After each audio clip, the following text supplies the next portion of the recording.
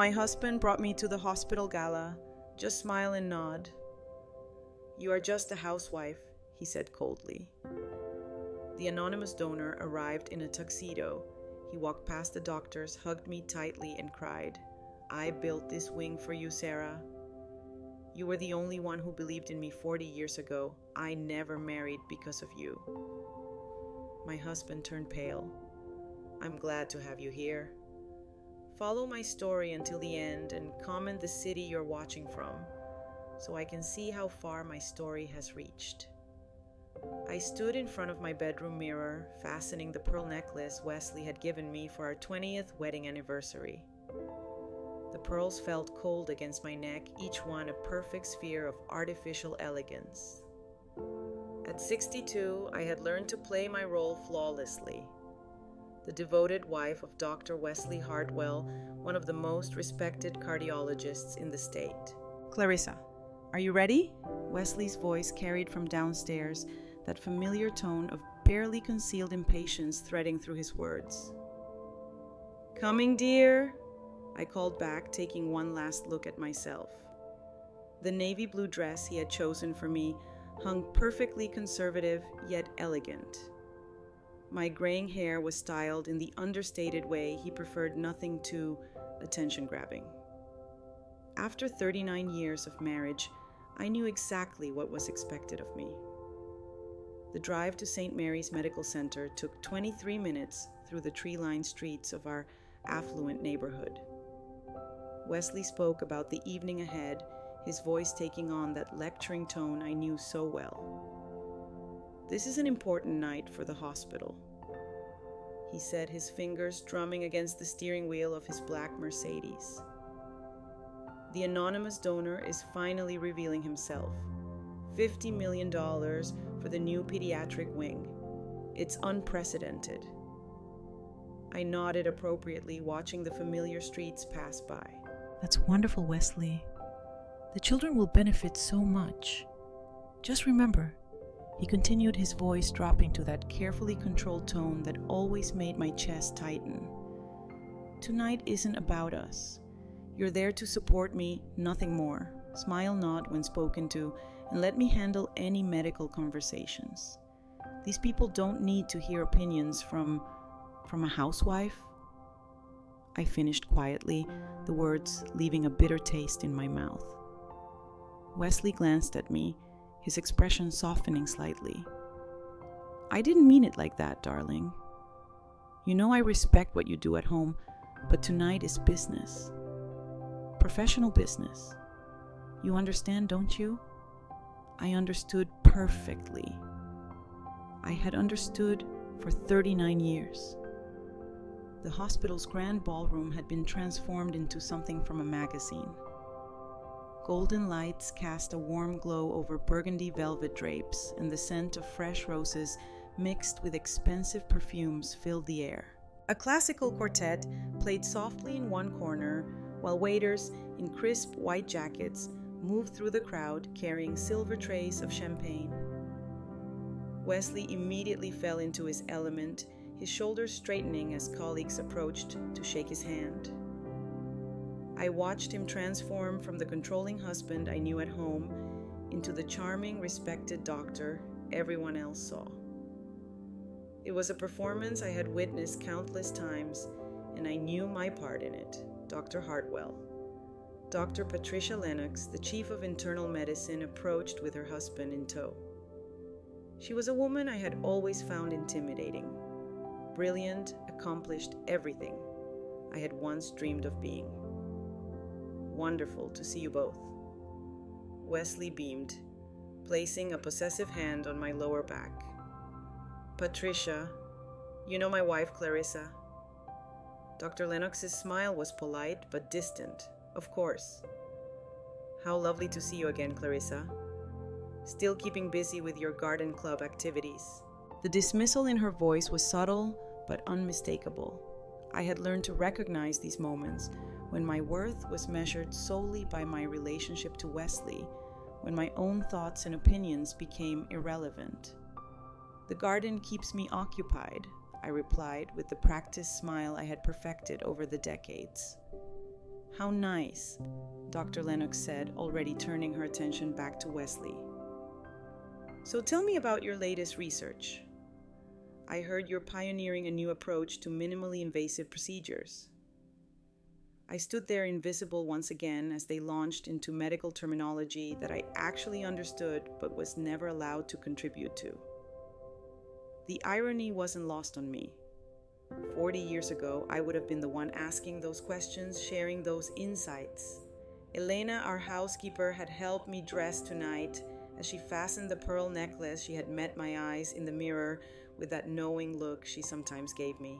Elena never spoke about what she observed in our house, but her silence said everything.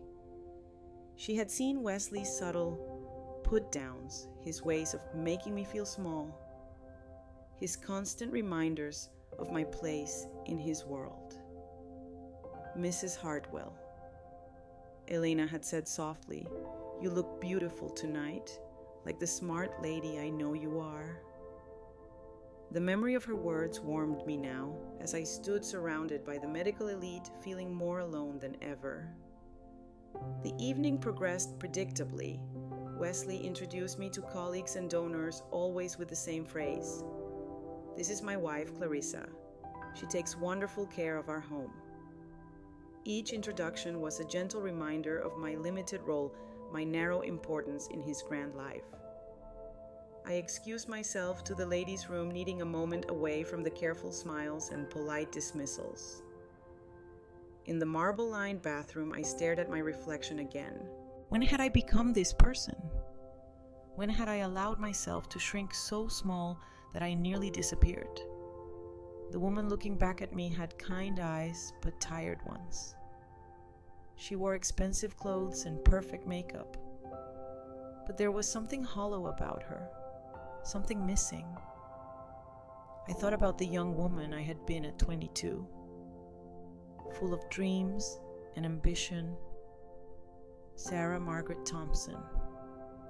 That was my name then, before I became Mrs. Wesley Hartwell. Sarah had wanted to heal people, to make a difference in the world. She had earned her way into medical school through pure determination and academic excellence. But Sarah had made a choice. Or rather, Sarah had been convinced to make a choice. Love, Wesley had said, was about compromise, about building a life together, about trust. Ladies and gentlemen, the hospital administrator's voice echoed through the ballroom as I returned. If I could have your attention, please. The crowd quieted, all eyes turning toward the small stage where a microphone had been set up. Wesley found me immediately, his hand once again claiming its familiar position on my back. Tonight marks a historic moment for St. Mary's Medical Center. The administrator continued. Thanks to the extraordinary generosity of our anonymous benefactor, we will be breaking ground on a state-of-the-art pediatric wing that will serve our community for generations to come. Polite applause filled the room. I found myself genuinely moved by the gesture. $50 million dedicated to helping sick children was truly remarkable. And now the administrator said, his smile widening, "I'm pleased to announce that our generous donor has agreed to reveal his identity tonight." The applause grew more enthusiastic. Beside me, Wesley straightened. His professional curiosity clearly piqued. Ladies and gentlemen, please join me in welcoming Mr. Harrison Mitchell, founder and CEO of Mitchell Pharmaceuticals. The name hit me like a physical blow. Harrison Mitchell. After 40 years, I heard that name and felt something inside my chest crack open. The crowd parted as a man in an impeccably tailored black tuxedo made his way toward the stage. He was tall, distinguished with silver hair, and the kind of confident bearing that came from success earned rather than inherited. But it was his eyes that made my breath catch. Those same intelligent, caring eyes I remembered from a lifetime ago. Wesley's hand tightened on my back, and I realized I must have made some sound, some involuntary reaction. "Do you know him?" Wesley asked quietly, his voice carrying a note I couldn't quite identify. I couldn't answer. I couldn't even breathe properly. Harrison Mitchell stood at that microphone thanking the crowd for their support, explaining his vision for pediatric care, but all I could hear was the rushing of my own blood in my ears. He looked different, of course. 40 years would change anyone. But the essence of him, that passionate dedication, that gentle strength, remained exactly as I remembered. The new Wing Harrison was saying his voice, carrying easily through the sound system, will be dedicated to someone very special. Someone who taught me that healing isn't just about medicine. It's about hope, compassion, and never giving up on the people we love. I felt Wesley's curious gaze on me, but I couldn't look away from the stage. Harrison's eyes were scanning the crowd, now searching. In fact, he continued, his voice softening. That person is here tonight, and then his gaze found mine across the crowded room. Time stopped. 40 years collapsed into nothing. I saw recognition flicker in his eyes, followed by something deeper. Joy, pain, longing, all mixed together in an expression that made my knees weak. He stepped away from the microphone, moving through the crowd with purpose. People stepped aside, probably thinking he was heading to greet hospital administrators or major donors. But I knew better. I knew exactly where he was going. Wesley's hand pressed harder against my back, a warning I couldn't heed, even if I wanted to. Harrison walked straight to me, his eyes never leaving mine. When he reached us, he ignored Wesley entirely. He opened his arms, and without thinking, I stepped into them. The embrace was everything I remembered, and nothing like I expected. Strong arms surrounded me, and for a moment, the carefully constructed world I had built around myself crumbled completely. "Sarah," he whispered against my ear, his voice thick with emotion. The name fell between us like a stone thrown into still water, sending ripples through everything.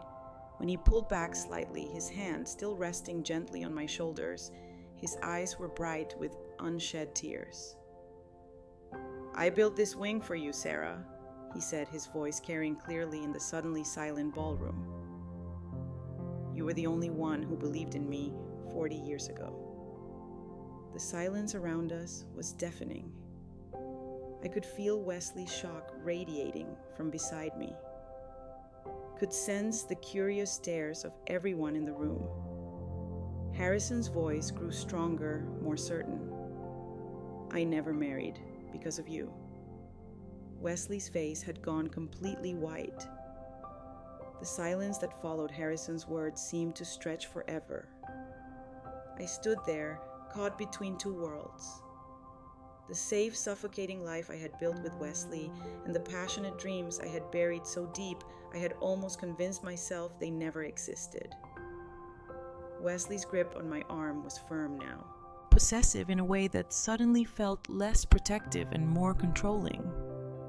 "I think there's been some mistake," Wesley said, his voice carefully modulated but carrying an edge that anyone who knew him well would recognize as danger. "My wife's name is Clarissa." Harrison's eyes never left mine as he responded. "Her name was Sarah when I knew her, Dr. Sarah Thompson, one of the most brilliant medical students I ever had the privilege to study alongside. Dr. Sarah Thompson." The name hit me like a physical blow, bringing back memories I had spent decades trying to suppress. The late nights in the medical library, the rush of understanding complex diagnosis, the dreams of saving lives and making a difference. The woman I had been before I became Mrs. Wesley Hartwell. "Sarah doesn't exist anymore," I managed to whisper, my voice barely audible even to myself. Harrison's expression softened, and for a moment I saw past the successful businessman to the young medical student I had once known. "She does." She's standing right in front of me. The crowd around us had begun to murmur, sensing drama but not understanding its source. I could feel the weight of their stares, their curiosity, their judgment. This wasn't how I had imagined this evening would go. This wasn't how any evening was supposed to go in my carefully ordered life. Perhaps we should continue this conversation privately. Wesley interjected, his professional charm back in place, but his eyes cold as ice. I'm sure Mr. Mitchell has many people he needs to greet tonight. But Harrison wasn't backing down. Actually, I was hoping to speak with Sarah, with Clarissa, about the position I have in mind for the new wing as the Administrative Director of Pediatric Services.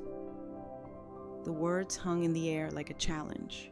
Administrative Director, a real position, a chance to return to the medical world that had once been my passion, my calling. Wesley's laugh was sharp, dismissive. I'm afraid my wife isn't qualified for that kind of responsibility. She's been out of the medical field for decades. The condescension in his voice made something inside me burn. But Harrison's next words made that burn turn into a flame.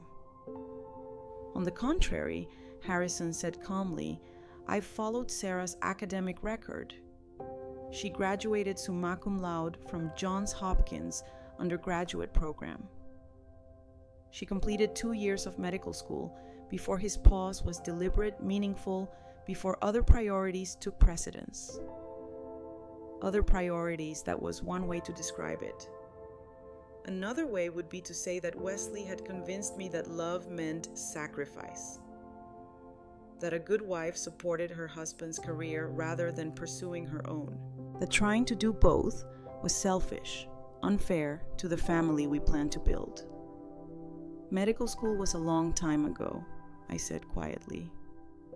Though part of me wanted to scream that I still remembered every anatomy lesson, every diagnostic procedure I had learned.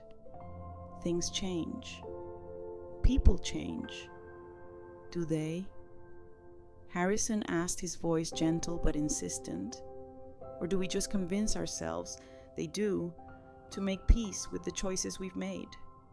The question cut too close to the bone.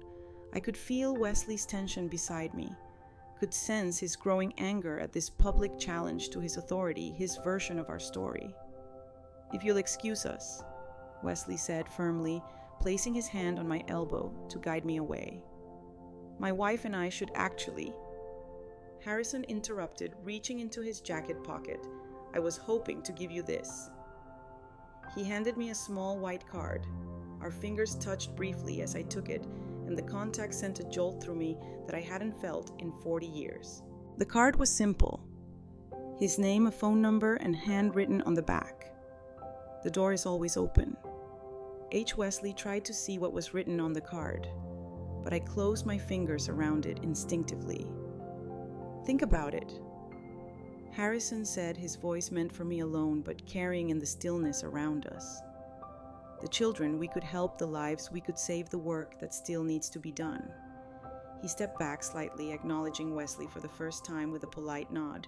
Dr. Hartwell, I'm sure you understand the importance of supporting talented individuals in pursuing their calling. The irony in his words was subtle but unmistakable. Wesley's jaw tightened. My wife's calling, Wesley said with forced civility, has been to support my medical practice and manage our home. She's been quite successful in that role, has she? Harrison asked, and something in his tone made several nearby conversations pause. Or has she simply been accommodating? The word hung between them like a gauntlet thrown down. I felt caught between two forces, two versions of who I was supposed to be. Wesley's hand on my arm was a reminder of 40 years of carefully constructed life. Harrison's presence was a door I had thought was permanently closed. I should get some air, I said, suddenly needing space to think, to breathe, to process what was happening. But as I started to move toward the ballroom's French doors that led to the terrace, Harrison's voice stopped me. Sarah, he said, and the name still felt like coming home. I meant what I said about never marrying. I turned back to face him, aware that Wesley was watching every micro expression on my face. After you. After we lost touch, I threw myself into my studies, then my research, then building the company. I kept telling myself I was waiting for the right person.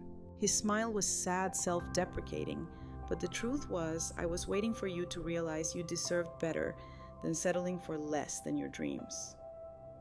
Wesley stepped forward, then his professional facade cracking. Now you listen here, No Harrison said calmly. I think it's time someone listened to her. He turned to me again, his eyes intense but kind. What do you want, Sarah? Not what anyone else wants for you. What do you want? The question was simple and devastating. When was the last time anyone had asked me what I wanted? When was the last time I had even asked myself? I looked around the ballroom at all these accomplished medical professionals, at the life I could have had. Then I looked at Wesley, whose face had gone red with barely contained fury at being challenged so publicly. I started, then stopped. The words felt foreign in my mouth. She wants to go home. Wesley answered for me, his tone brooking no argument. This has been quite enough excitement for one evening, but I didn't move. Something in Harrison's presence, in his unwavering belief that the woman I had been still existed somewhere inside me, made me hesitate. The position I heard myself saying, what would it involve? Wesley's hand tightened on my arm, a warning, but for the first time in decades, I ignored it. Harrison's face lit up. Overseeing the integration of pediatric services between departments, working with families to coordinate care, developing programs that address not just medical needs, but emotional support systems. His voice grew more passionate as he spoke. It's exactly the kind of holistic approach to medicine you used to talk about. Patient advocacy with real authority to make changes. Patient advocacy. The phrase unlocked a memory so vivid it took my breath away. I was 21, sitting in a lecture hall, taking notes on a professor's discussion of patient-centered care. I had raised my hand to ask about implementing support systems for families dealing with chronic pediatric illnesses. The professor had praised my question, said it showed the kind of thinking that would make me an excellent physician. Wesley had been in that same lecture hall that day. It was where we met, actually. He had approached me afterward, impressed by my question, charmed by my passion for helping children. At 35, he was already an established doctor, sophisticated and confident in ways that made 21-year-old me feel special, chosen. You're wasting your time on pediatrics, he had said during one of our early dates. Cardiology is where the real money is, the real prestige. Adults who can appreciate the complexity of what you're doing. But it had never been about money or prestige for me. It had been about the children. I'd have to think about it, I said, finally, my voice stronger than I expected. Wesley's grip on my arm became almost painful. Clarissa, we need to discuss this privately. Yes, Harrison said, understanding in his eyes. Of course, but don't think too long.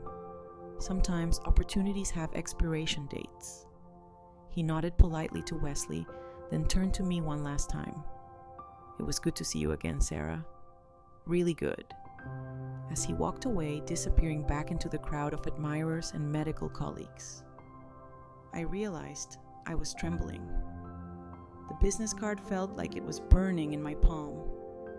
Wesley guided me toward the exit with firm determination, nodding curtly to people who tried to engage us in conversation.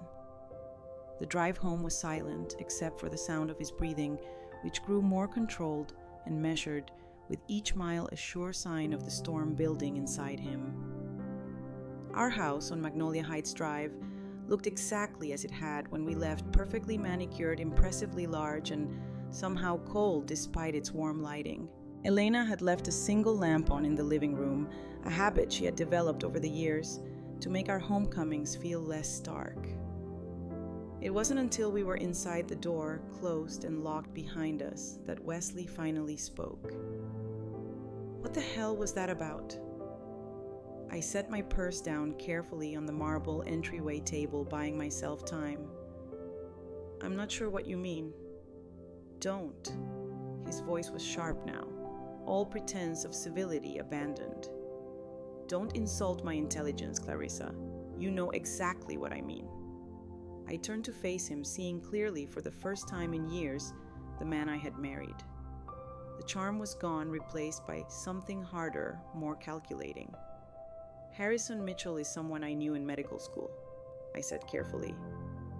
Before we met, Harrison Mitchell, who just happens to be worth $800 million and just happened to donate $50 million to the hospital where I work.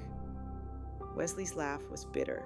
How convenient that he never mentioned this connection during all the preliminary meetings. Maybe because there's nothing to mention. Nothing to mention. Wesley stepped closer, his voice dropping to that carefully controlled tone that I had learned to recognize as dangerous. He called you Sarah. He said he built a hospital wing for you. He offered you a job and you stood there like what, Wesley? Like you were considering it. The accusation hung between us because the truth was, I had been considering it for just a moment. Standing in that ballroom, I had allowed myself to imagine a different life. A life where my opinions mattered, where my intelligence was valued, where I was more than just someone's wife. It was a surprise, I said finally. I hadn't seen him in 40 years. But you knew he was successful. No, I don't lie to me. Wesley's voice was getting louder now, his control slipping. You don't react the way you reacted tonight to someone you barely remember. You don't light up like that for a casual acquaintance. Light up. Had I lit up? I thought about Harrison's presence, the way it had felt to be seen, really seen by someone who remembered who I used to be. I was surprised, I repeated. That's all. Wesley stared at me for a long moment, his eyes searching my face for something I couldn't identify.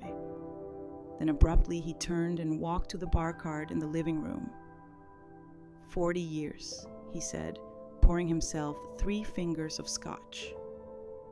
40 years, I've given you everything.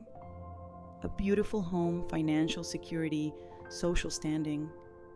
I've protected you, provided for you, never asked for anything more than loyalty. Loyalty. The word sat strangely in the air between us. And I've been loyal, I said quietly. Have you? He turned back to face me, glass in hand. Because tonight, standing there in front of half the medical community, it sure didn't look like loyalty. It looked like a woman who was ready to throw away everything we've built for the fantasy of what might have been. That's not... He offered you a job, Clarissa. A job you're not qualified for, a job you haven't worked toward, a job you couldn't possibly handle after spending 40 years as a housewife. Each word was precisely chosen to cut. Did you really think no one would notice how inappropriate that was? How it made me look, how it made him look, at how it made me feel to be dismissed, belittled, reduced to my marital status in front of a room full of professionals. How it made him look. Maybe I could handle it, I said. The words surprising me as much as they seemed to surprise Wesley. He actually laughed. Handle it, Clarissa. You haven't worked outside this house in decades. You've never managed a budget larger than our household expenses. You've never supervised staff or handled administrative responsibilities. What makes you think you could walk into a major medical center and run a department? Each question felt like a small slap designed to remind me of my limitations, my narrow world, my lack of qualifications for anything beyond the life he had chosen for me. But something inside me, something that had been sleeping for 40 years, stirred to life. I completed 2 years of medical school, I said quietly. I had a 4.0 grade average. I was offered research positions that I turned down to marry you. Wesley's expression hardened. Medical school was 40 years ago. The field has completely changed. You'd be lost in a week, would I? Yes. And more importantly, you'd embarrass yourself. And me. He took a long sip of his scotch, watching me over the rim of the glass. Is that really what you want to make a fool of yourself? Chasing some middle-aged fantasy because an old flame showed up with more money than sense? The card in my palm seemed to pulse with possibility, but Wesley's words were designed to make that possibility feel shameful, unrealistic, foolish. I wasn't chasing anything. I said I was just listening. Well, stop listening and throw away whatever he gave you. We stared at each other across our beautiful, cold living room. Outside, I could hear the wind rustling through the magnolia trees that gave our street its name. Inside, the grandfather clock marked the seconds with mechanical precision. I think I'll go to bed, I said finally. Wesley nodded, already turning back to his scotch. Good. And Clarissa, tomorrow, we're going to forget this entire evening happened. We're going to go back to our normal life and pretend that man never walked into that ballroom. I climbed the stairs slowly, my hand trailing along the mahogany banister Wesley was so proud of. In our bedroom, I sat on the edge of the bed and finally opened my palm to look at Harrison's card again. The door is always open. But as I sat there in the darkness of my beautiful empty bedroom, I wondered if some doors once closed could ever really be opened again. I didn't sleep that night. I lay in bed beside Wesley, listening to his measured breathing, turning Harrison's business card over and over in my fingers until the edges were soft from handling. Every time I closed my eyes, I saw his face at the gala. Older, distinguished, but with the same passionate intensity I remembered from our medical school days. Sarah Margaret Thompson. I hadn't heard that name spoken aloud in 40 years. But hearing it had awakened something in me that I thought was dead and buried. When dawn finally crept through our bedroom curtains, I slipped quietly out of bed and padded down to the kitchen. Elena wouldn't arrive for another 2 hours, and Wesley never came downstairs before 7:30. For once, I had the house to myself. I made coffee with shaking hands and sat at our granite kitchen island, staring out at the garden I had spent years perfecting.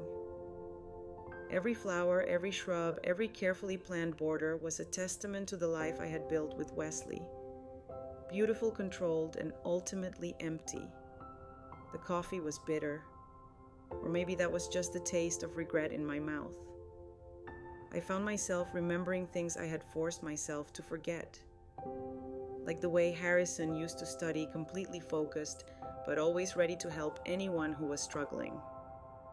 He had this gift for explaining complex concepts in ways that made them crystal clear. More than once, he had helped me through particularly difficult anatomy or pharmacology problems. But it was more than his academic brilliance that had drawn me to him.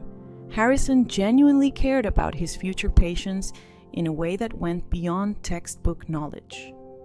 He would stay after lectures to ask professors about cutting-edge research, not to show off, but because he was genuinely passionate about finding better ways to heal people. Wesley even then had been different, polished, confident, already thinking like an established doctor rather than a student still learning. When he approached me after that lecture on patient-centered care, he hadn't been interested in discussing the medical concepts. He had been interested in me. "You're wasting your passion on pediatrics," he had told me during our third date as we sat in an expensive restaurant I never could have afforded on my student budget. Children can't appreciate the complexity of medical intervention the way adults can. There's no intellectual challenge there. I had tried to explain that it wasn't about intellectual challenge for me. It was about helping the most vulnerable patients, the ones who couldn't advocate for themselves. But Wesley had smiled that indulgent smile and changed the subject. The sound of footsteps on the stairs pulled me back to the present. Wesley appeared in the kitchen doorway, already dressed in his perfectly pressed shirt and tie, his silver hair styled exactly the way it had been for the past 20 years. "You're up early?" he observed, moving toward the coffee maker. "Couldn't sleep." He poured his coffee with the same precise movements he brought to everything in his life. "I'm not surprised. Last night was challenging. Challenging. That was one word for it." Wesley sat across from me at the island, his expression carefully neutral.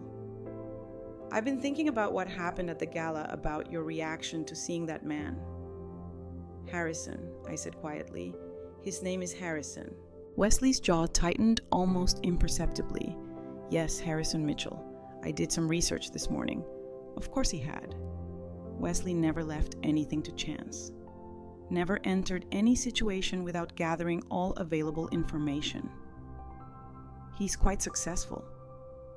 Wesley continued, his tone conversational, but with an undercurrent I couldn't quite identify.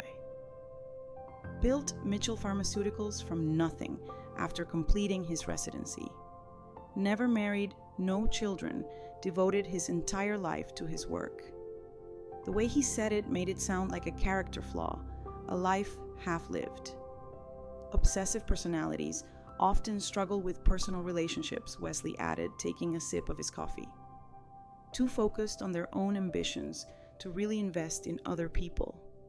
I said nothing, but something inside me bristled at his characterization of Harrison. The man I remembered had been anything but obsessive or selfish. He had been driven, yes, but always in service of something larger than himself. I also made some calls about this supposed job offer, Wesley continued.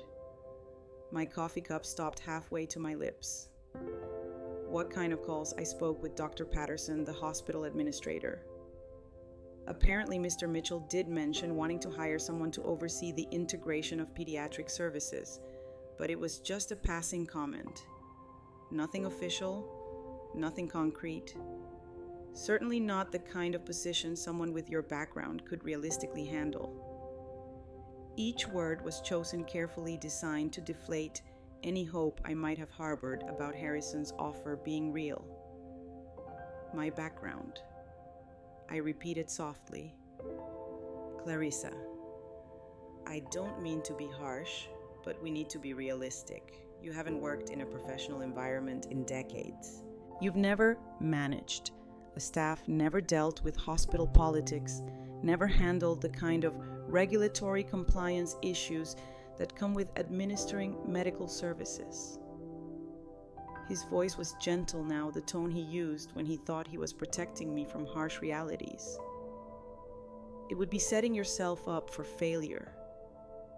Maybe I said, but something in me pushed back. Or maybe I'm more capable than you think.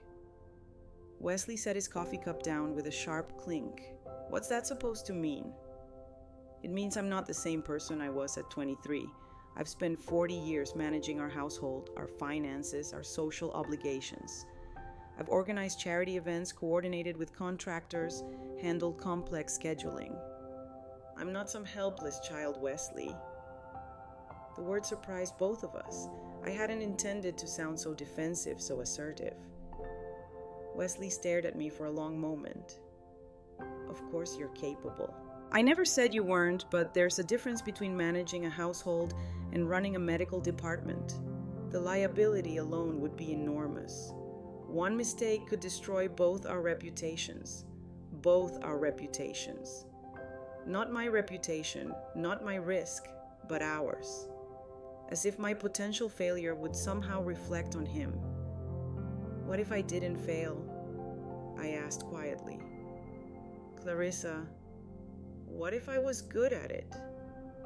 What if I actually had something valuable to contribute? Wesley's expression hardened. is this really what you want to throw away? 40 years of marriage to chase some fantasy job that probably doesn't even exist? I'm not throwing away anything. I'm just thinking about what about him? Wesley leaned forward, his voice dropping to that controlled tone that always made me nervous. Because if this is about rekindling some college romance, it's not about Harrison, I said, though I wasn't entirely sure that was true. It's about me, about who I am, who I might have been. You are my wife. You are the woman I've loved and provided for 40 years. Isn't that enough? The question hung between us like a challenge. Was it enough? Had it ever been enough? I need some air, I said, standing abruptly. I think I'll work in the garden for a while. Wesley nodded, but his expression remained troubled. Just promise me you'll think carefully before you do anything rash. We have a good life, Clarissa. Don't let one evening of nostalgia destroy what we've built. I walked outside into my carefully tended garden, breathing in the scent of jasmine and morning dew. This had always been my sanctuary, the one place in our house that was entirely mine. Wesley never showed any interest in gardening, so he had given me free rein to design and maintain it however I wanted. Sitting on the stone bench I had positioned beneath the old oak tree, I pulled Harrison's business card from my pocket and studied it again. The paper was expensive, simple, elegant, professional, but not ostentatious. I found myself wondering what his life had been like for the past 40 years. Wesley made it sound like Harrison had lived some kind of sterile, lonely existence, too focused on work to build meaningful relationships. But what if that wasn't true? What if Harrison had simply chosen a different path? One that allowed him to pursue his passions without compromise. My phone buzzed in my pocket. A text message from an unknown number. Sarah, I hope you don't mind me reaching out directly. I got your number from the hospital directory. I wanted to apologize if I put you in an awkward position last night. That wasn't my intention. I just wanted you to know that the offer I made was completely serious. If you'd like to discuss it further, I'll be in town for the next few days. No pressure, just conversation between old friends. Harrison. I read the message 3 times, my heart racing. He had called me Sarah again, and he was serious about the job offer. I started to type a response, then stopped, then started again. Harrison, it was good to see you too. The offer is unexpected. I'm not sure what to think. I deleted that and tried again. I appreciate you reaching out. Last night was overwhelming. Delete. Thank you for the message. I would like to talk. My finger hovered over the send button for a full minute before I pressed it. His response came within seconds. Would you like to have coffee this afternoon? There's a small cafe called Rosemary's on Elm Street. Very quiet, very private. To housewife. I knew Rosemary's. It was a little independent coffee shop in the Arts District, the kind of place Wesley would never think to look for me. The kind of place where 2 old friends could have a conversation without becoming the subject of gossip. I'll be there, I typed before I could change my mind. After I sent the message, I sat in my garden for a long time watching the sun climb higher in the sky. Part of me felt guilty, like I was betraying Wesley by agreeing to meet Harrison. But a larger part of me felt something I hadn't experienced in years. Anticipation. For the first time in decades, I was about to do something entirely for myself. When I finally went back inside, Wesley had already left for the hospital. Elena was in the kitchen humming softly as she prepared what looked like his favorite breakfast casserole for tomorrow morning. "Good morning, Mrs. Hartwell," she said with her usual warm smile. "You're looking thoughtful today." Elena Nena had worked for us for 15 years. In that time, she had witnessed countless small interactions between Wesley and me, had seen the way he spoke to me, the way he made decisions about our life without consulting me. She never said anything directly, but sometimes I caught her watching me with an expression that seemed almost protective. "Elena," I said impulsively, "what do you think about people who make big changes later in life?" She paused in her food preparation, considering the question seriously. "I think life is too short to spend it being someone you're not," she said finally. "My grandmother. She was 65 when she left my grandfather and moved to Mexico to open a restaurant. Everyone said she was crazy, too old, too late. But she lived 15 more happy years doing what she loved. Weren't you worried about her making such a big change so late?" Elena smiled. "I was more worried about what would happen if she didn't make the change. Sometimes staying is scarier than leaving, you know." Her words stayed with me as I went upstairs to shower and change. Standing in my walk-in closet, surrounded by the carefully chosen wardrobe, Wesley preferred, understated, elegant, age appropriate. I found myself reaching for something different. Instead of my usual conservative blouse and slacks, I chose a soft blue sweater that brought out my eyes and a pair of jeans I rarely wore. Nothing dramatic, nothing that would draw attention, but something that felt more like me. As I was getting dressed, my eyes fell on a box tucked away on the top shelf of the closet. I had to use the step stool to reach it, but when I opened it, I found exactly what I was looking for: my medical school textbooks. I had saved them when we moved into this house 40 years ago, telling Wesley I might want to reference them someday. He had rolled his eyes and said it was silly to keep outdated medical texts, but he had allowed me to store them in the attic. At some point over the years, I had moved them to my closet, though I couldn't remember exactly when or why. I pulled out my old anatomy text and flipped through pages I had once known by heart. My own handwriting filled the margins, notes, questions, insights I had recorded as a 20-year-old student passionate about learning everything I could about the human body. The young woman who had written those notes seemed like a stranger to me now. She had been so confident, so certain of her purpose, so unafraid to ask questions and challenge assumptions. What had happened to her, I knew the answer, of course. She had fallen in love with a charming, established doctor who had convinced her that love meant sacrifice, that a good wife supported her husband's career rather than pursuing her own, that trying to do both was selfish. But sitting there with my old textbook in my hands, I wondered if that young woman was really gone, or if she was just buried beneath 40 years of carefully learned helplessness. At 1:45, I stood in front of my bathroom mirror, applying lipstick with hands that trembled slightly. I looked different somehow. Not younger exactly, but more present, more alive. As I was leaving the house, Elena called out from the kitchen, "Mrs. Hartwell, you look beautiful today, like yourself, like myself." When was the last time anyone had said that to me? The drive to Rosemary's Cafe took 12 minutes through tree-lined streets I rarely traveled.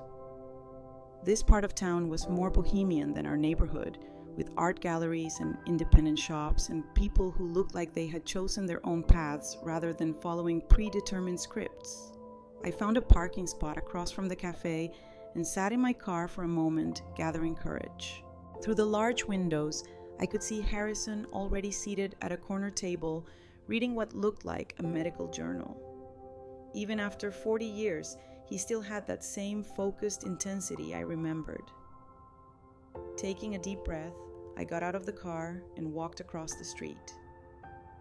The bell above the cafe door chimed as I entered, and Harrison looked up immediately, his face lit up with a smile that was both familiar and completely new. "Sarah," he said, standing to greet me. "Thank you for coming." As he pulled out my chair, I realized that Wesley had never done that. never treated me with that kind of thoughtful courtesy. I wasn't sure I would, I admitted as I sat down. But you did.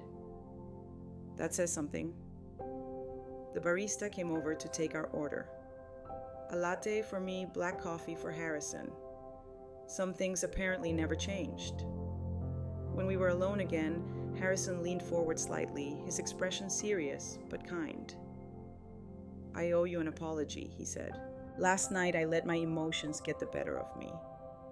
I shouldn't have put you in such an awkward position in front of your husband and all those people." "You were honest," I said quietly. "That's not something I'm used to." Something flickered across his face. Concern, maybe, or understanding. "Tell me about your life, Sarah. The real version, not the public one." The question was so simple, so direct, that it caught me off guard. When was the last time someone had asked me about my life, about what I wanted, what I thought, what I felt? "I don't know if there is a real version anymore," I said finally. "I've been Mrs. Wesley Hartwell for so long. I'm not sure who Sarah is. She's sitting right across from me," Harrison said gently. "I can see her." And somehow, impossibly, I believed him. Sitting across from Harrison in that quiet cafe, I felt something inside me unfurling, something that had been tightly wound for 40 years. The afternoon light filtered through the windows, casting gentle shadows across his face. And for a moment, I could see both the young medical student I had known and the successful man he had become. "I want to show you something," Harrison said, reaching into his briefcase. He pulled out a manila folder and placed it on the table between us. "The architectural plans for the pediatric wing." I hesitated before opening the folder. Looking at these plans would make this real, would move it beyond the realm of impossible fantasy into something concrete and terrifying. "Go ahead," Harrison encouraged gently. "I designed it with you in mind." The blueprints were beautiful. More than beautiful, they were revolutionary. Instead of the sterile, intimidating medical environment I expected, these plans showed warm, welcoming spaces with natural light, family areas integrated into treatment rooms, and what looked like play spaces woven throughout the clinical areas.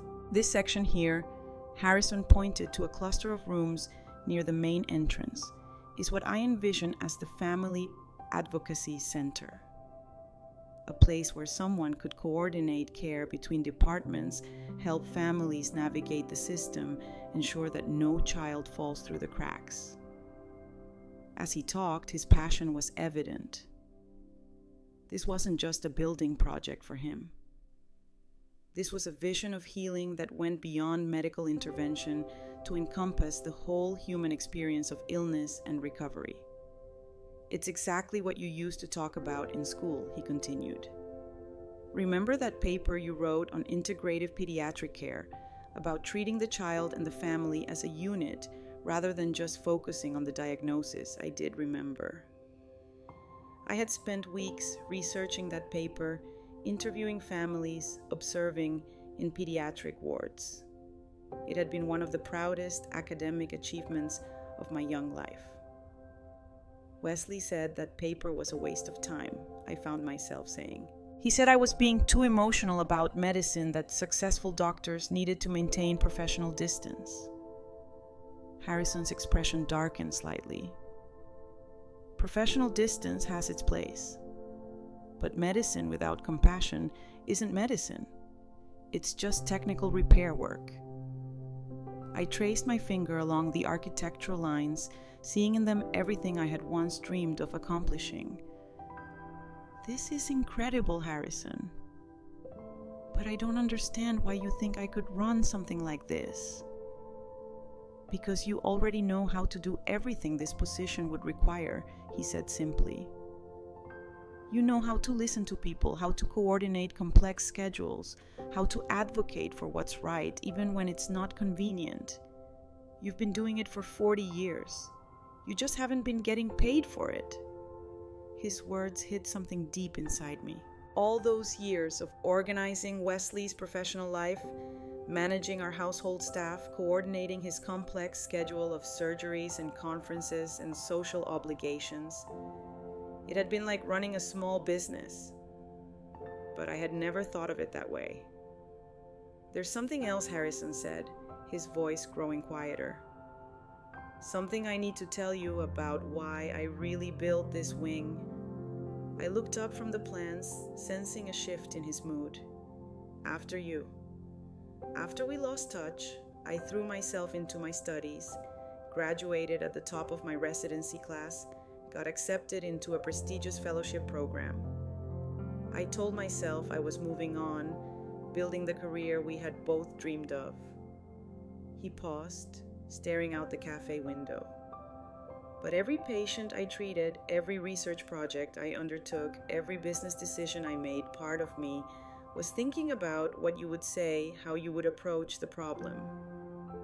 "Harrison, let me finish," he said gently. "I never married because I kept comparing everyone to you. Not to who you were at 22, but to who I knew you could become. The brilliant, compassionate doctor you were meant to be." The confession hung between us, heavy with 40 years of what ifs and might have been.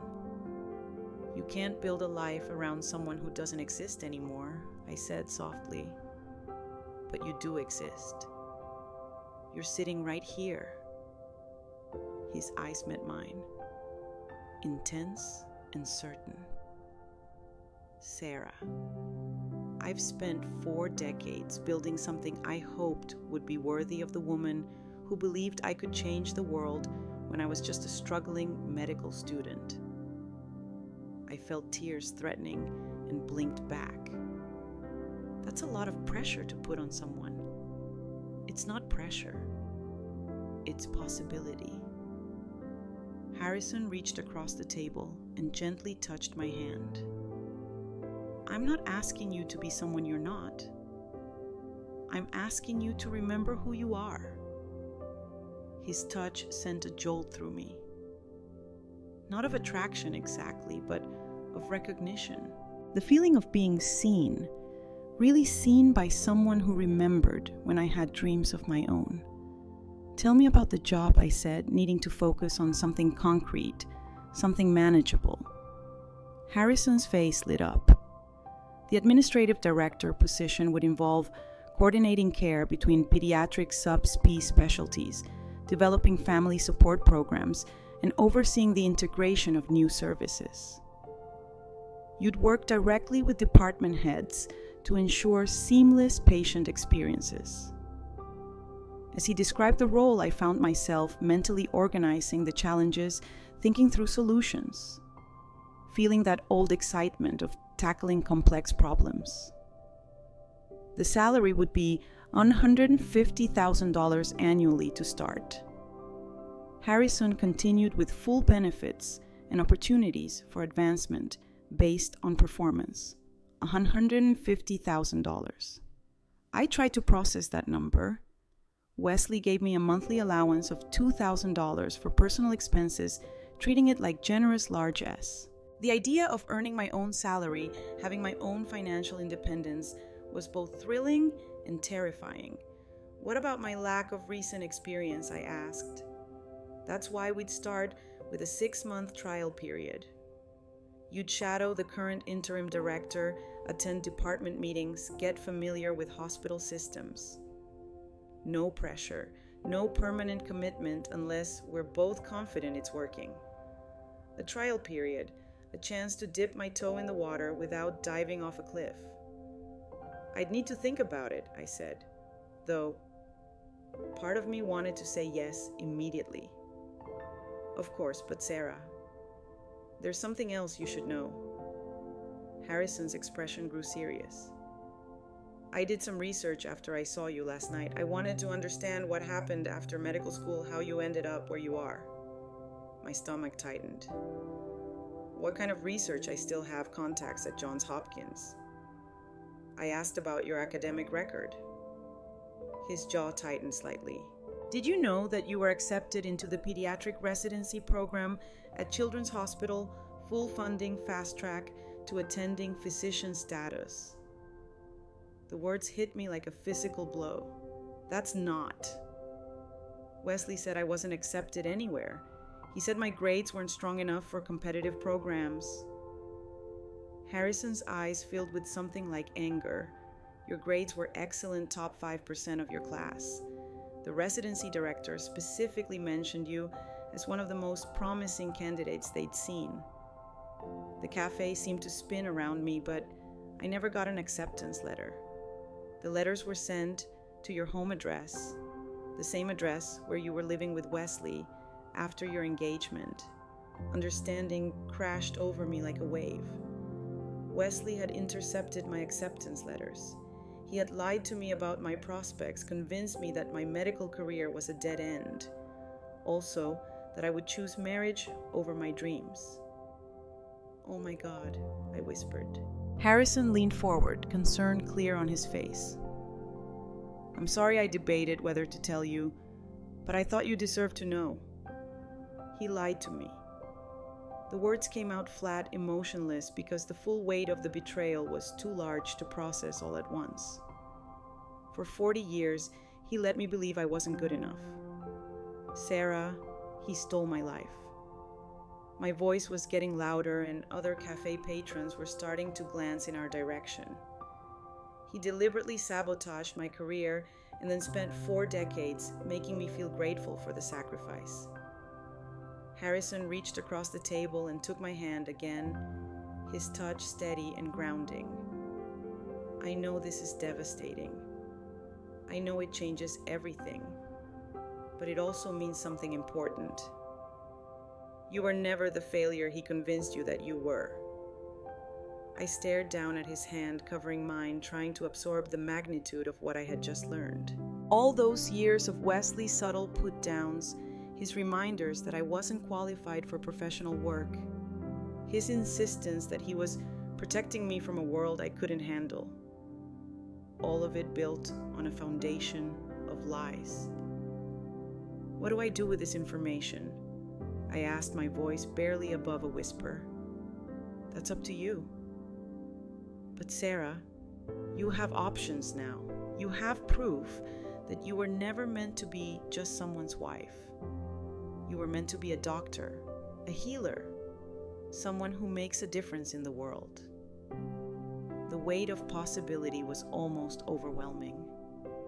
For 40 years, I had accepted Wesley's version of events, his explanation of why my dreams had to be sacrificed for our marriage. But if he had been lying, if I had been capable all along...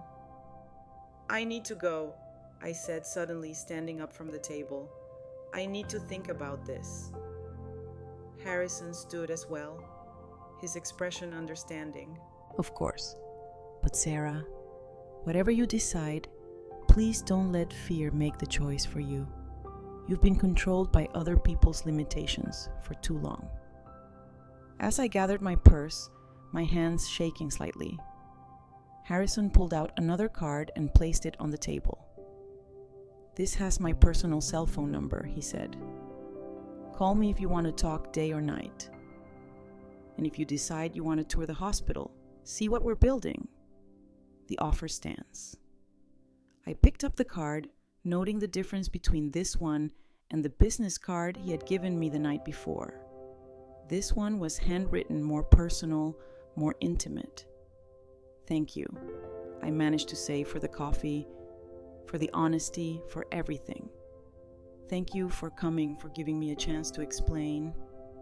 He paused, then added softly, "It's been 40 years since I felt this hopeful about anything."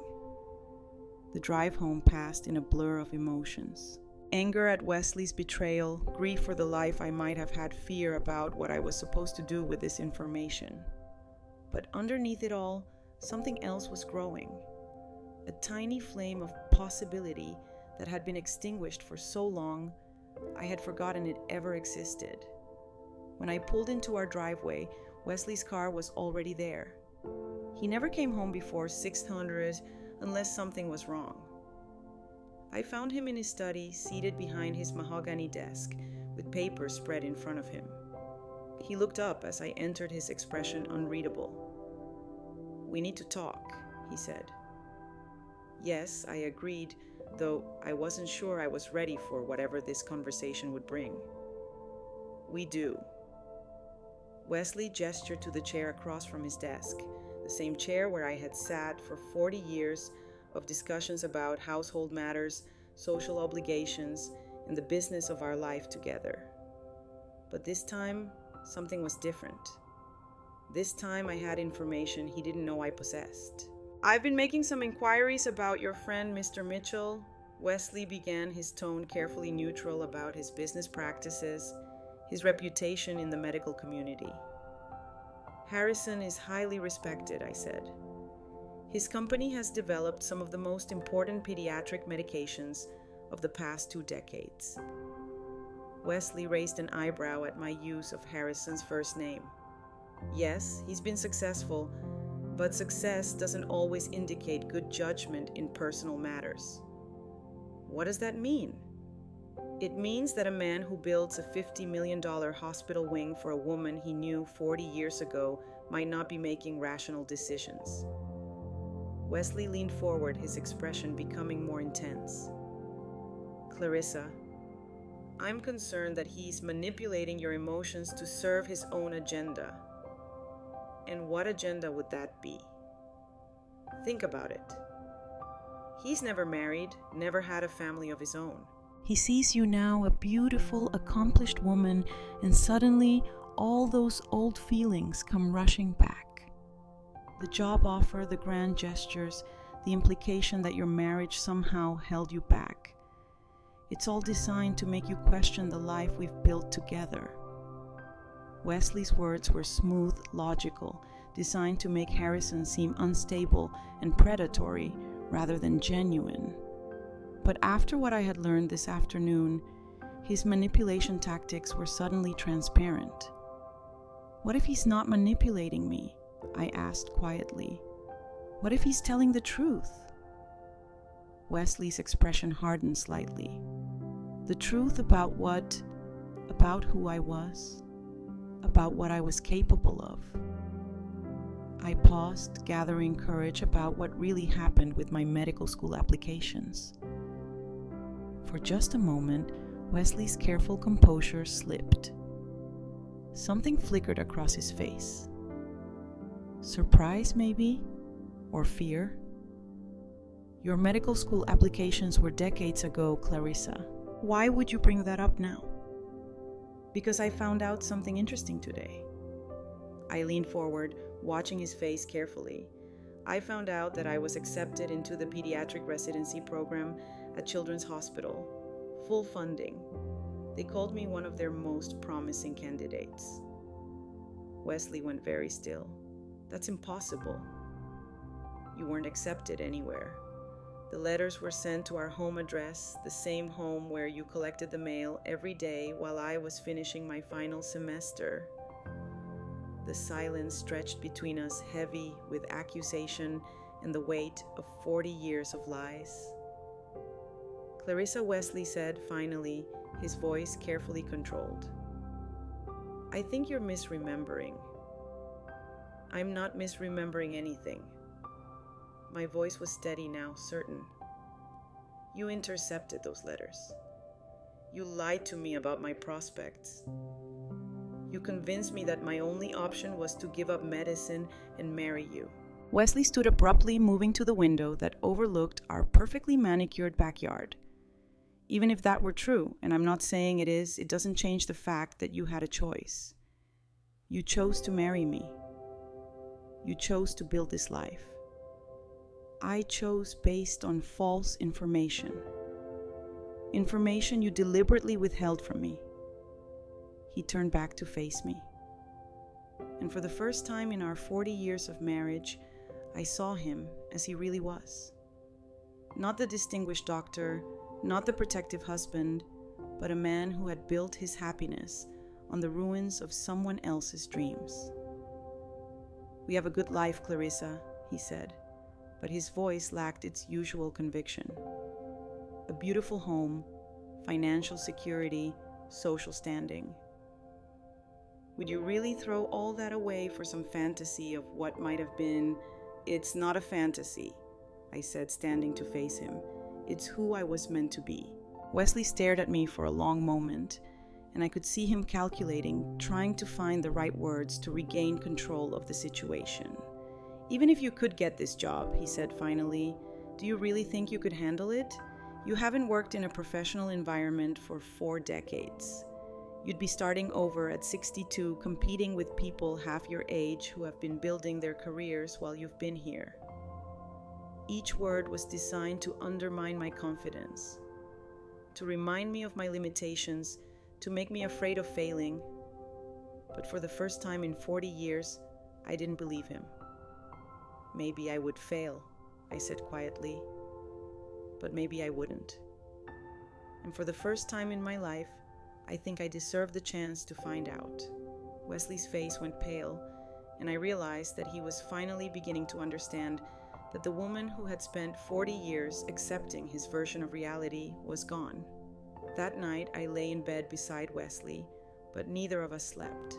The space between us felt like an ocean, vast, cold, and impossible to cross. He had tried to continue the conversation after my declaration in his study, but I had walked away. For the first time in our marriage, I had simply turned my back on him and left the room. Now in the darkness, I could feel him watching me, calculating his next move. Wesley had never been a man who accepted defeat easily, especially when it came to controlling the narrative of our life together. Clarissa, he said finally, his voice cutting through the silence. We need to resolve this. I didn't respond. I wasn't ready to hear whatever strategy he had devised to pull me back into compliance. I know you're angry, he continued. And maybe you have a right to be. Maybe I did make some decisions about your career without consulting you. But I was protecting you. Protecting us. Protecting. The word that had defined our marriage for 40 years. Wesley the protector. Me the protected. Him making the hard choices so I didn't have to face harsh realities. Medical school would have been brutal for you, he said. His voice taking on that reasonable, caring tone he used when he wanted to seem wise rather than controlling. The competition, the hours, the pressure. I saw what it did to people, how it destroyed relationships, how it consumed lives. I couldn't bear to watch that happen to you. I turned over to face him in the darkness, seeing his profile outlined by the moonlight filtering through our bedroom curtains. That wasn't your choice to make, I said quietly. Wasn't it we were engaged? We were planning a life together. Doesn't partnership mean making decisions that benefit both people, not just one? The argument was so perfectly crafted, so reasonable sounding, that for a moment I almost believed it. This was Wesley's gift, the ability to make his selfishness sound like sacrifice. His control seemed like care. But I had spent the afternoon with someone who had known me when I was strong, when I was capable, when I believed I could change the world. Harrison's faith in who I used to be had awakened something in me that Wesley's carefully constructed reality couldn't touch. What if I had succeeded? I asked. What if medical school had been challenging but not impossible? What if I had thrived? Wesley was quiet for a long moment. But you might not have, and failure would have devastated you. So you made sure I never had the chance to find out. I made sure you never had to risk everything on an uncertain outcome. His voice grew softer, more intimate. Clarissa, I loved you. I wanted to build a life with you. Medical school would have delayed that for years, maybe made it impossible. We would have been apart during your residency, struggling financially, never seeing each other. Is that really what you wanted? The question hung between us, and I realized he was still doing it, still trying to convince me that his version of events was the only reasonable one, that my dreams had been naive fantasies that would have led to disappointment. But I remembered the young woman who had written those careful notes in her medical textbooks, who had stayed up all night studying because she was passionate about learning how to heal people. That woman hadn't been naive. She had been focused, determined, capable of handling whatever challenges came her way. "I'll never know what I wanted," I said finally, "because you didn't give me the choice." Wesley sighed, the sound heavy with what seemed like genuine regret. "Maybe you're right. Maybe I should have told you about the acceptance letters. Let you decide for yourself. But Clarissa, that was 40 years ago. We can't change the past. We can only decide what to do with the future." Yes, I agreed. We can.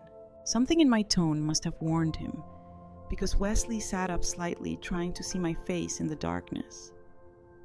What does that mean?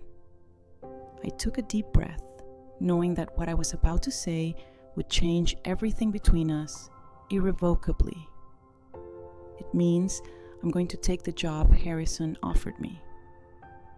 The silence that followed was so complete, I could hear the grandfather clock chiming midnight downstairs. "You can't be serious," Wesley said finally.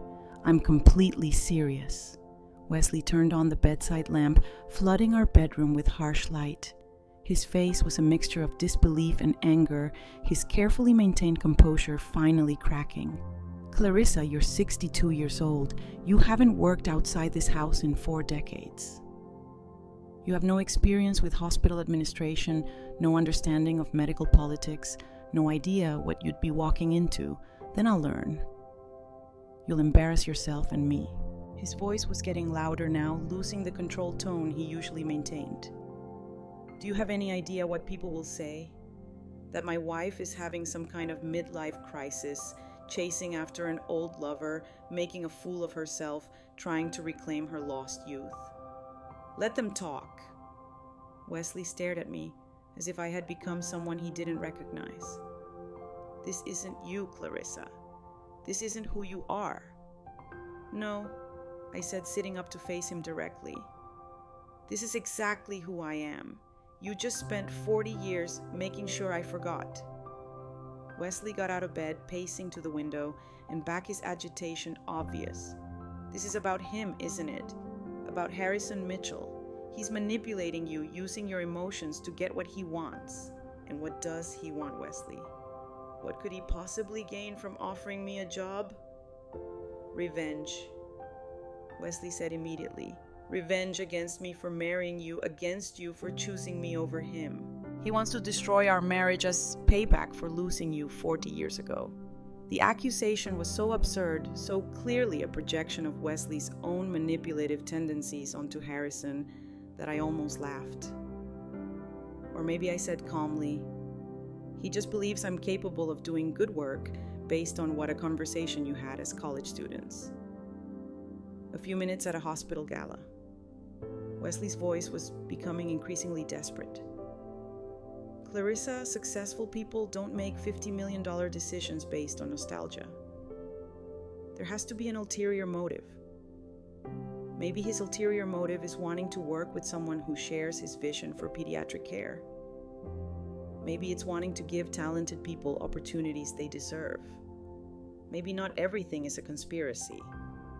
Wesley stopped pacing and stared at me. "You really believe that, don't you?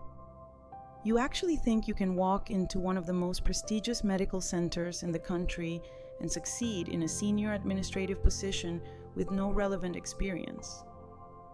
"I don't know if I can succeed," I said, honestly. "But I know I want to try, and if you fail, if you crash and burn spectacularly, what then? Then I'll deal with the consequences like an adult." The words hit their target. Wesley flinched, recognizing his own tendency to treat me like a child who couldn't handle difficult realities. "What about us?" he asked, finally, his voice quieter now. "What about our marriage?" It was the question I had been dreading, the one I didn't have a good answer for. "I don't know," I admitted, "but I know I can't keep living the way we've been living. I can't keep pretending that being protected is the same thing as being loved. Wesley sat down heavily on the edge of the bed, suddenly looking older than his 67 years. I do love you, he said softly. Maybe I haven't always shown it the right way, but everything I've done has been because I love you. I know you believe that, I said gently. But love doesn't steal someone's choices from them. Love doesn't require one person to disappear so the other can shine. We sat in silence for a long time, the weight of 40 years of accumulated misunderstanding settling between us. So what happens now? Wesley asked finally. Now I call Harrison and tell him I accept his offer. I start the trial period and see if this is something I can actually do, and if I ask you not to, if I tell you this will destroy our marriage. I looked at him, really looked at him, seeing not the distinguished doctor or the controlling husband, but a man who was genuinely afraid of losing the life he had built. Then I would say that a marriage that can't survive one partner pursuing their dreams was never a real marriage to begin with. Wesley's face crumpled slightly, and for a moment I felt sorry for him. He had gotten so comfortable with the power dynamic between us that he couldn't imagine a relationship where we were equals. I need some air, I said, getting out of bed. I'm going to sit in the garden for a while. Wesley didn't try to stop me. As I left the bedroom, I could hear him on the phone with someone, probably his brother or one of his medical colleagues, seeking advice on how to handle his suddenly rebellious wife. Outside, the October night was crisp and clear. I sat on my stone bench beneath the oak tree, looking up at stars that seemed brighter somehow than they had in years. In my pocket, Harrison's personal business card seemed to pulse with possibility. I pulled out my phone and stared at his number for a long time before finally typing a text message. Harrison, I've made my decision. I would like to accept the position you offered. When can we start? I hit send before I could change my mind. His response came within minutes, despite the late hour. Sarah, I'm thrilled. Can you meet me at the hospital tomorrow morning at 9? I'll give you a tour of the new wing, introduce you to key staff members. This is going to be wonderful. I smiled, feeling something I hadn't experienced in decades. Excitement about my future. I'll be there, I typed back. As I was putting my phone away, the French doors to the house opened, and Elena appeared wearing a robe and slippers. Mrs. Hartwell. I heard voices. Is everything all right? Elena had her own small apartment above our garage, but she had always been protective of me in ways that went beyond her job description. More than once over the years, I had suspected she stayed late or came early just to make sure I was okay. Everything is fine, Elena. Actually, everything is better than fine. I looked at her kind, worried face. I got a job. Elena's eyes widened. A job? What kind of job? At the hospital? Working with children and their families. Even saying it out loud felt surreal. Elena sat down beside me on the bench, her expression shifting from concern to something like pride. That's wonderful, Mrs. Hartwell.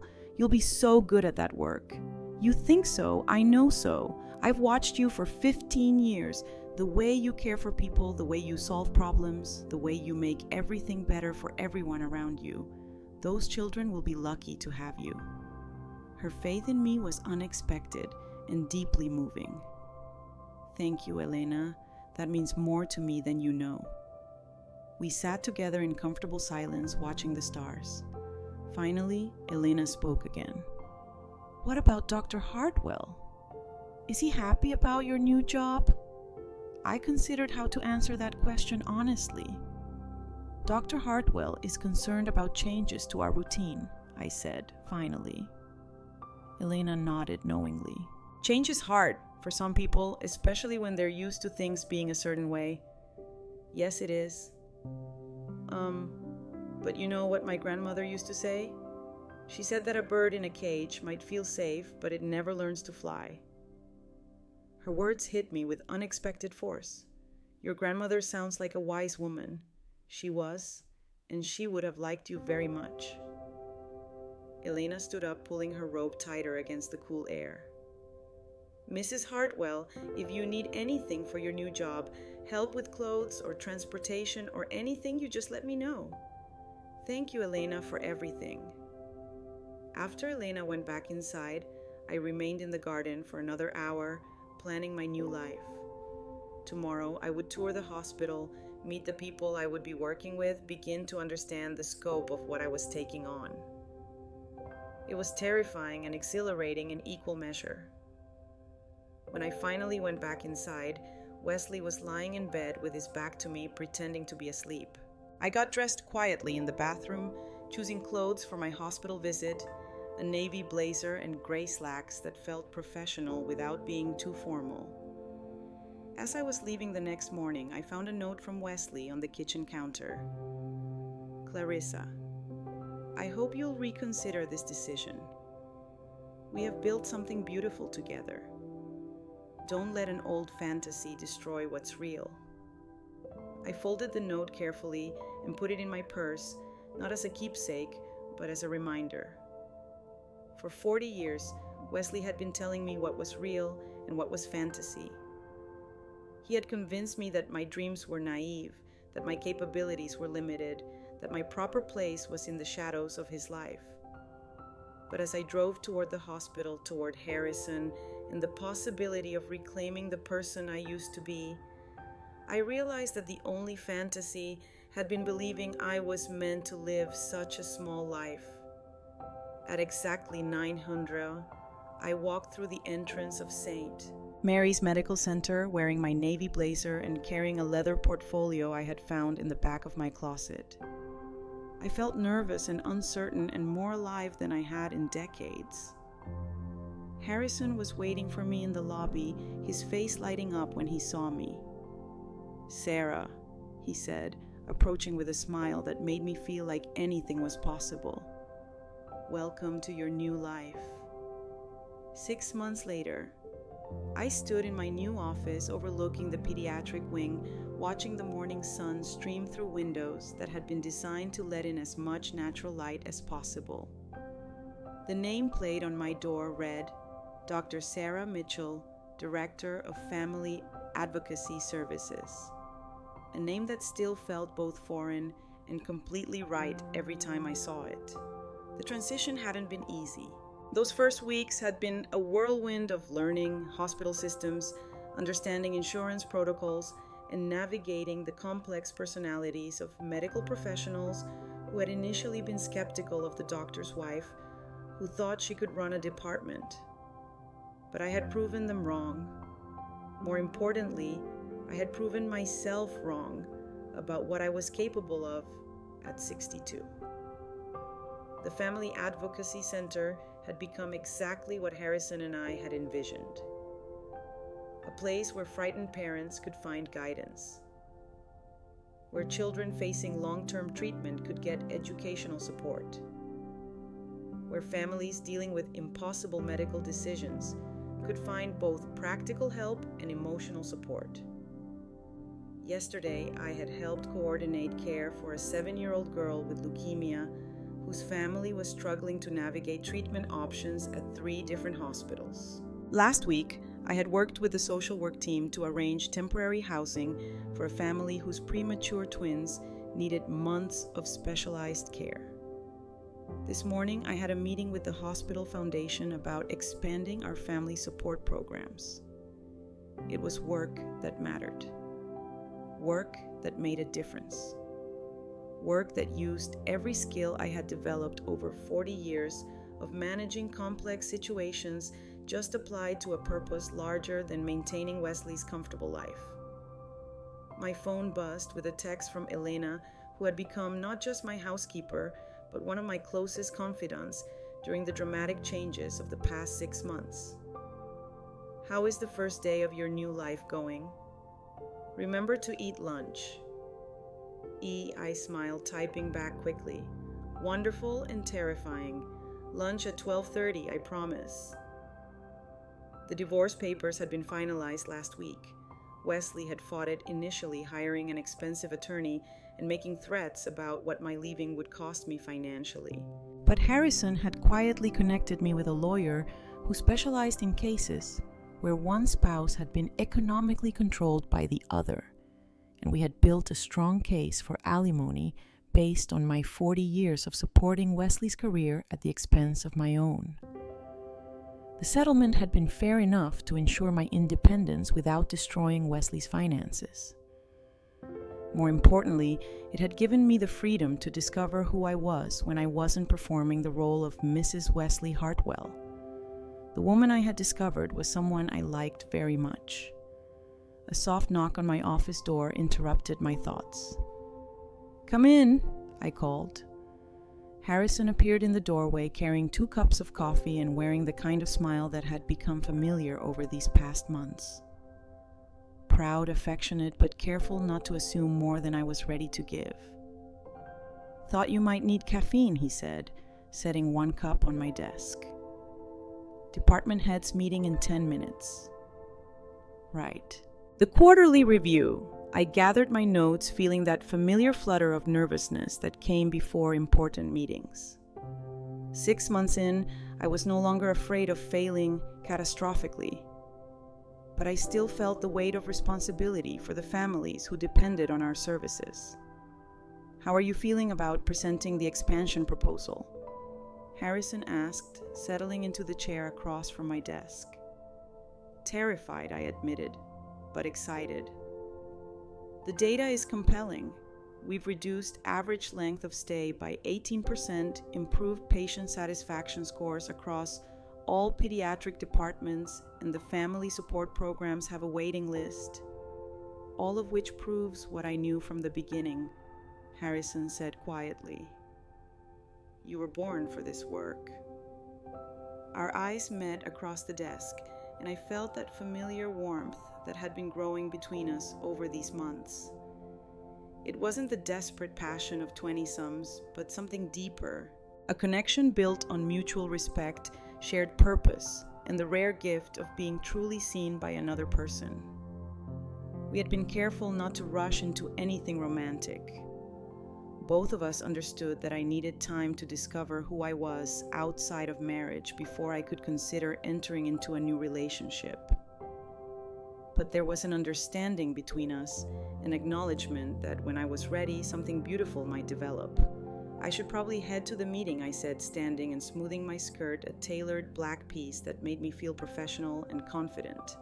Sarah Harrison said as I reached for the door, "Whatever happens in there, remember that you've already succeeded beyond everyone's wildest expectations, including mine."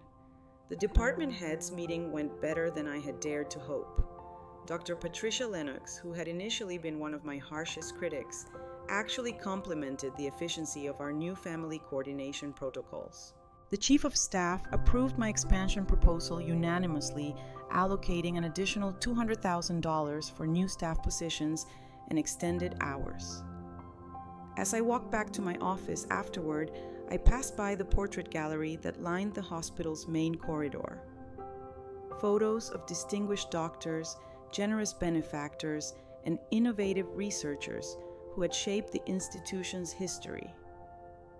Someday, I realized my own photo might hang there, not as someone's wife, but as Dr. Sarah Mitchell, the woman who had revolutionized family-centered pediatric care. The thought should have seemed presumptuous, but instead it felt like a natural progression of the life I was building. My phone rang as I reached my office. Wesley's name appeared on the screen, and I hesitated before answering. We had spoken only a few times since the divorce was finalized. Brief and carefully polite conversations about dividing household items and closing joint accounts. "Hello, Wesley. Clarissa." He still called me by the name he had chosen for me, unable or unwilling to accept my return to Sarah. "I hope I'm not interrupting anything important. I have a few minutes. What can I do for you?" A pause. "I was calling to congratulate you. Actually, I heard about your expansion proposal being approved." Patricia Lennox mentioned it at a medical society meeting. I was surprised by the genuine warmth in his voice. Thank you. That's unexpected. I know we haven't parted on the best terms, Wesley continued. And I know I made mistakes in our marriage, big mistakes. But seeing what you've accomplished these past 6 months, I'm proud of you, Clarissa. Really proud. The admission caught me off guard. This was the closest Wesley had ever come to acknowledging that he had been wrong about my capabilities. I appreciate that, Wesley. I know this hasn't been easy for either of us. No, it hasn't. Another pause. For what it's worth, I think I finally understand why you had to leave. I spent 40 years trying to keep you safe from failure, but I never gave you the chance to succeed. The insight was more than I had expected from him, a level of self-awareness that suggested real growth. We both did the best we could with what we knew at the time, I said gently. I don't regret our marriage, Wesley, but I don't regret leaving it either. I hope you're happy. Really happy, I am. For the first time in a very long time, I am. After we hung up, I sat in my office for a long time looking out at the children's garden that had been part of Harrison's original design. Families moved through the space. Parents pushing strollers. Siblings playing on specially designed equipment. Teenagers sitting together on benches. All of them dealing with the stress of having a sick child, but finding moments of normalcy in this carefully created space. This was what I did now. I created spaces, both literal and metaphorical, where healing could happen, not just for patients, but for entire families. A knock on my door brought me back to the present. Come in. Harrison appeared again, but this time his expression was different. Excited, almost nervous. Do you have dinner plans tonight? He asked. Nothing special. Why? Because I have something I want to show you. Something I've been working on for a while. Curiosity piqued. I agreed to meet him at 7 Hosere at an address he wrote on a piece of paper. It was in the arts district, not far from the cafe where we had that first conversation 6 months ago. That evening, I drove through the tree-lined streets of the arts district, passing galleries and independent shops and restaurants filled with people who looked like they had chosen their own paths. When I reached the address Harrison had given me, I found myself in front of a beautifully restored Victorian house with a small brass plaque beside the front door. Harrison was waiting on the front porch, his expression mixing excitement with something that looked like vulnerability. What is this place? I asked, climbing the steps to meet him. Read the plaque, he said softly. I looked down at the brass nameplate. The Sarah Thompson Foundation for Medical Education, providing scholarships for students pursuing careers in pediatric medicine. I stared at the plaque, trying to process what I was seeing. Harrison, what did you do? I established a foundation in your name, your real name. His words came out in a rush, as if he had been rehearsing them. It will provide full scholarships for students who want to specialize in pediatric medicine but can't afford medical school. Especially students from underserved communities, first-generation college graduates. People who might otherwise never have the chance. I felt tears building in my eyes. You used my maiden name because that's who you were when you inspired me to believe that medicine could change the world. Sarah Thompson. The brilliant student who believed that healing required both scientific excellence and deep compassion. He opened the front door, revealing a beautiful interior that had been converted into offices and meeting spaces. The walls were lined with photos of medical students, scholarship recipients, and young doctors who were already making a difference in pediatric care. The foundation has already funded 12 full scholarships. Harrison continued, his voice growing stronger. 4 of those students have completed their residencies and are now practicing pediatric medicine in rural communities that desperately need them. I walked through the space in wonder, reading the stories of young people whose lives had been changed by educational opportunities they never could have afforded otherwise. These were kids like I had been. Smart, passionate, determined, but without the financial resources to pursue their dreams. Harrison, this is incredible. But why my name?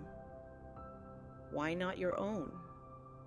He was quiet for a long moment, watching me explore the space. Because you taught me something I never forgot, even during the 40 years when I thought I had lost you forever. What's that? That the best way to honor the gifts we've been given is to make sure other people get the same chances we had. His voice grew softer.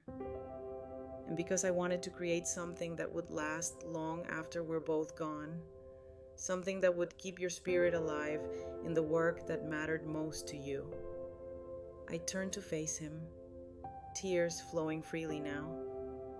This is the most beautiful thing anyone has ever done for me.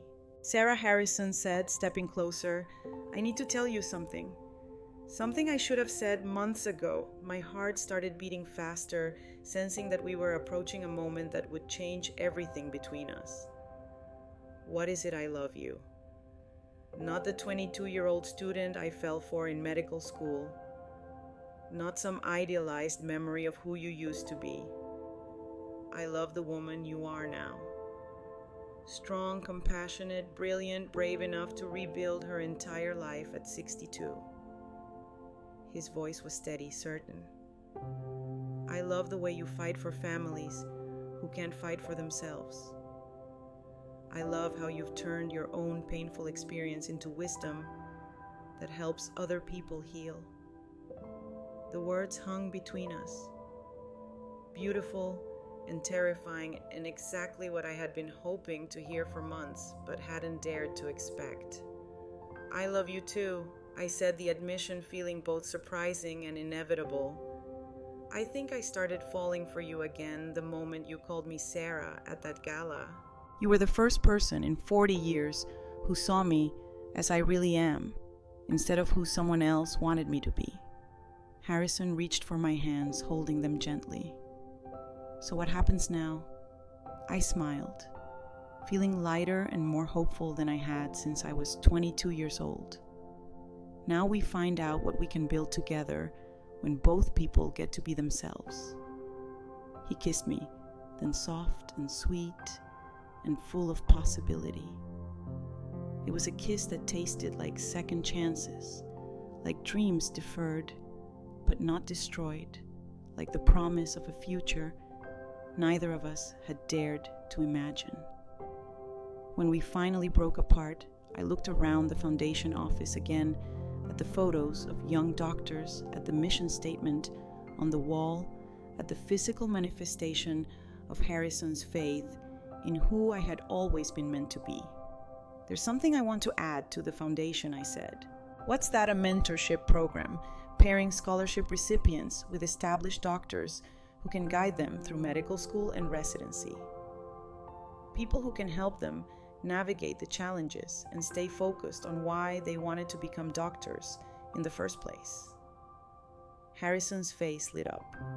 That's perfect. Do you have someone in mind to run the program? I smiled, feeling the last pieces of my new life clicking into place. Actually, I think I might know just the person. As we left the foundation that night, walking hand in hand down the tree-lined street, I realized that my story wasn't one of revenge or dramatic confrontation. It was something quieter, but more powerful.